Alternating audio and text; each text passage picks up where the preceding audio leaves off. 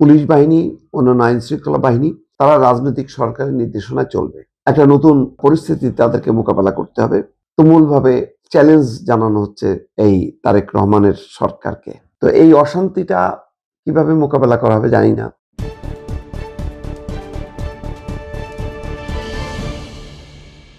একটা খবর এসছে যে শপথের পর পদত্যাগ করতে পারেন আইজিপি। কালবেলার খবর, আইজিপি চুক্তিভিত্তিতে নিযুক্ত বাহারুল আলম। আইজিপির ভূমিকা বলি আর যার ভূমিকাই বলি না কেন, খুব ভূমিকা সন্তোষজনক ছিল পুলিশের তা না, তবে তাদের আন্তরিকতা ছিল, পারেনি। পুলিশের চেন অফ কমান্ড নষ্ট হয়ে যাওয়াতে এই পুলিশকে দিয়ে সম্ভব হয়নি। আর যেহেতু তাদেরকে আতঙ্কিত করে রেখেছিল মানে মব সন্ত্রাস, একদিকে জামাত, একদিকে এনসিপি, অন্যদিকে বিএনপি, ত্রিমুখী এবং সরকার, চতুর্মুখী চাপে পুলিশ দেশে হারা ছিল। সেনাবাহিনী সাপোর্ট দিত, সেই সেনাবাহিনী হয়তো আর দুদিন পরেই ব্যারাকে ফিরবে। এখন যে পুলিশ বাহিনী, অন্যান্য আইন শৃঙ্খলা বাহিনী তারা রাজনৈতিক সরকারের নির্দেশনায় চলবে। একটা নতুন পরিস্থিতি তাদেরকে মোকাবেলা করতে হবে। কারণ মানে এখনো দায়িত্ব নিতে পারেনি, কিন্তু তার আগেই ঢাকা বিশ্ববিদ্যালয় সহ বিভিন্ন জায়গায় মানে তুমুলভাবে চ্যালেঞ্জ জানানো হচ্ছে এই তারেক রহমানের সরকারকে, মানে আগামী যে সরকার আসতেছে তাদেরকে। তো এই অশান্তিটা কিভাবে মোকাবেলা করা হবে জানি না, কিন্তু গুরুত্বপূর্ণ হলো এই যে আইজিপি থাকতে চাচ্ছেন না, ঢাকা বিশ্ববিদ্যালয়ে ভিসি থাকতে চাচ্ছেন না, আরো অনেক ভিসি থাকতে চাইবেন না। এখানের প্রশাসনে, পুলিশে,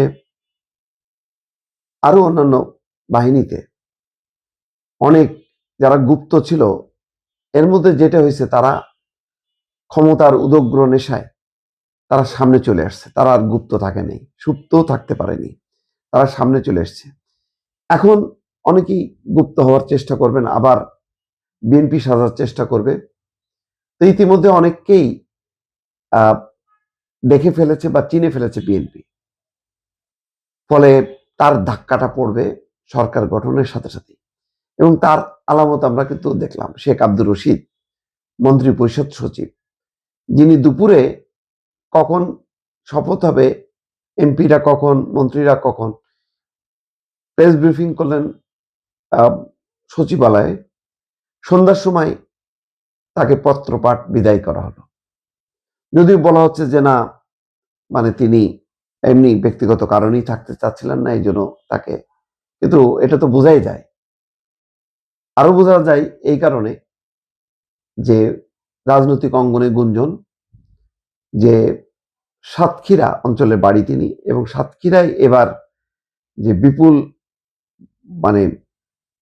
বিপুল বিক্রমে জিতল জামাত ইসলাম, তার পেছনে প্রশাসনিক যে সহযোগিতা, সেটির ব্যাপারে তত্ত্বাবধান করেছিলেন শেখ আব্দুর রশিদ, যার কারণে হাবিবুল ইসলাম হাবিবের মতন খুবই সম্ভাব্য ওই একটি আসনেই, যেটা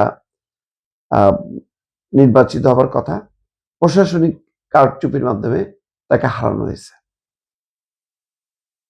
তো সম্ভবত এই কারণে ক্ষমতায় আসার আগেই পদচ্যুত হয়েছেন শেখ আব্দুর রশিদ।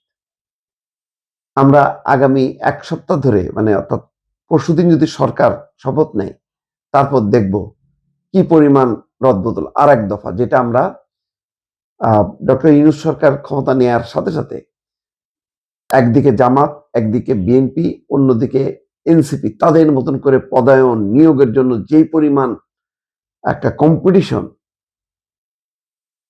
এটা কোন সমস্ত মানে যোগ্যতা, দক্ষতা, যে সিস্টেম, সবকিছু কলাপস করছিল। এবারটা কি হবে জানি না। রাজনৈতিক সরকার আসার পর তারা হয়তো পর্যায়ক্রমে করবে, নাকি প্রথম দফায় করে ফেলবে, সেটা এখন দেখার বিষয়। কিন্তু একটা বড় ধরনের রদবদল যে হবে নানা স্তরে, এটা পরিষ্কার।